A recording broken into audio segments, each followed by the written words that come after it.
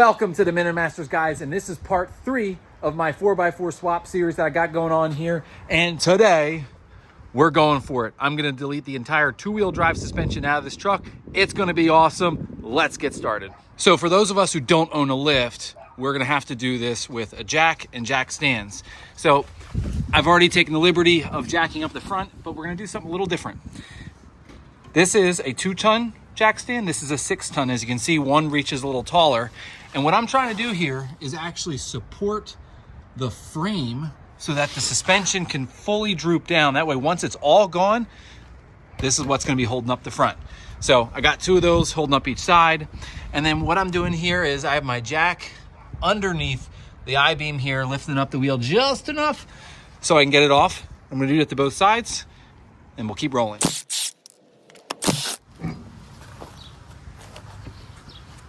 Now, if your truck came equipped with a sway bar, make sure we start by disconnecting that first. This is an aftermarket one, so it's a little bit different of a connection. If you have a factory one, it'll be connected right here and you'll have your tool bolts to your end link.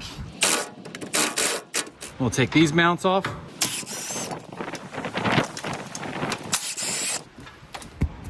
Now that the sway bar has been removed, it's time to remove the brake calipers. All right, so we're gonna remove the calipers first. Loosen it up. 1 pin.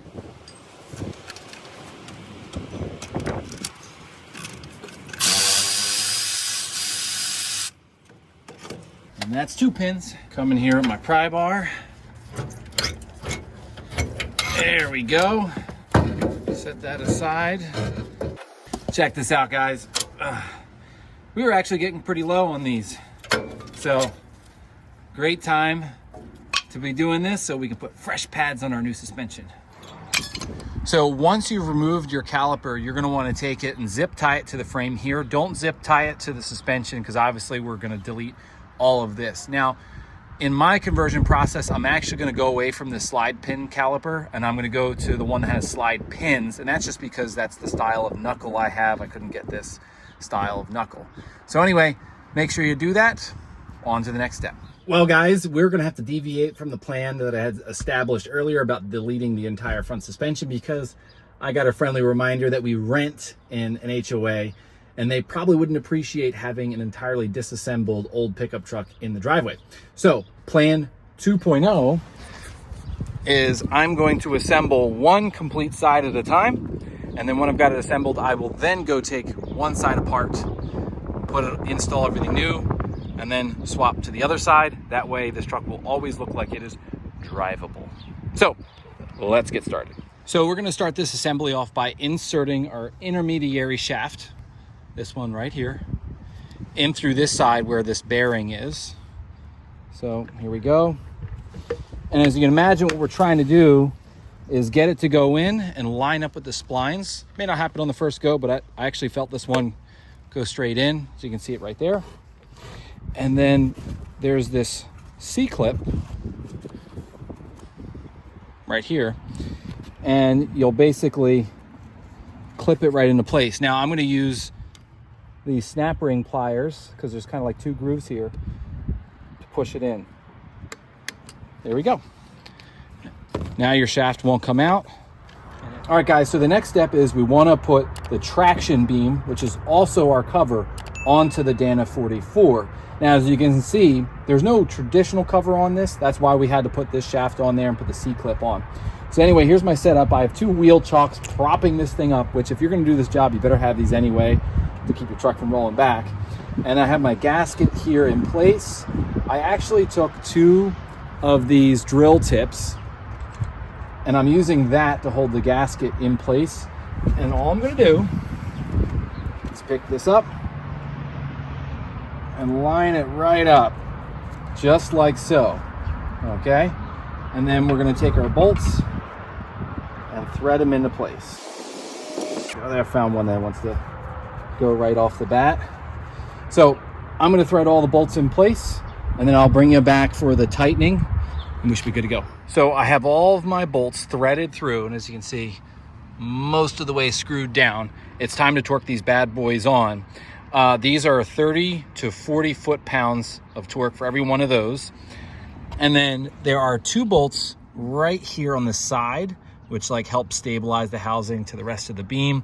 I couldn't find a torque spec on those, so you may want to do maybe 50 or so on those. If not, maybe just a nugga-dugga.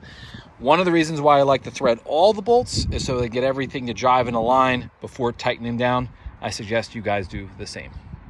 All right, so we got some of those other things out of the way. Now it's time to install our radius arm. Typically your radius arm bolts right here, but Desolate Motorsports sends these custom brackets right here that you weld on yourself.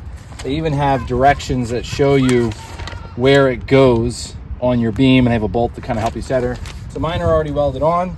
So we take our massive radius arm, it's roughly 15 inches longer than stock, and we're gonna slide that right in here and use our included bolt and washer, and we're gonna thread that down through there. Just like that. Man, check this out, dude. This thing is stout. And then I'll put the nut on the washer on the underside. They didn't include any torque specs, so I would just figure on what you feel is appropriate, a nugga-dugga, or maybe make it like 70, 80 foot-pounds. 1/8 socket. Also tool, split beam torque wrench.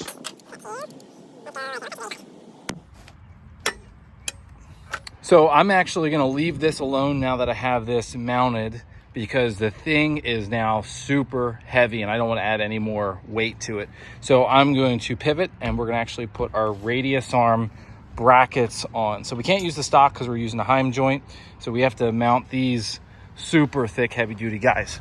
So according to the directions that come with your kit, you will locate the first hole in your transmission support piece right here, okay, cross member, and that's where your bolt will go. Now my truck's still 2-wheel drive, at least in terms of drivetrain, so I have a bit of a challenge. This hole runs right into the underside of the transmission cross member here, and then I have this additional bolt that bolts this down. So I have to take this bolt out. I have to drill a hole through my transmission cross member. So let's get started.